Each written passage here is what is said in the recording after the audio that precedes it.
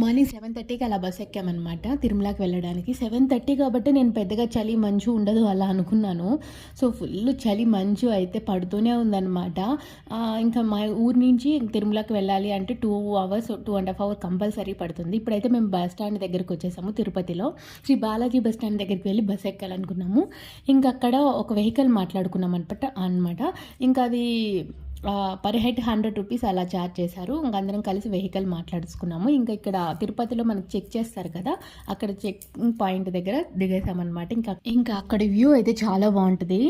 So, బాగా కొంచెం సేపు అక్కడ చూద్దాం అనేసరికి ఇంక వెహికల్ వచ్చేసింది, ఎక్కించుకునేసారు. సరే అనేసి ఇంక వెళ్ళిపోయామన్నమాట. సో, వ్యూ పాయింట్స్ అయితే మనకి వెళ్ళే దారిలో చాలా బాగుంటాయి. పైనుంచి వెళ్తూ ఉంటే ఇక మనకి తిరుపతి బాగా కనిపిస్తుంది. ఇంక ఇప్పుడైతే మేము తిరుమలకి వచ్చేసాము. సో, తిరుమలలో మేము ఎప్పుడు ఎక్కడికి వెళ్ళాము, సో ఎలా దర్శనం జరిగింది నెక్స్ట్ వీడియోస్లో చూపిస్తాను, తప్పకుండా చూడండి.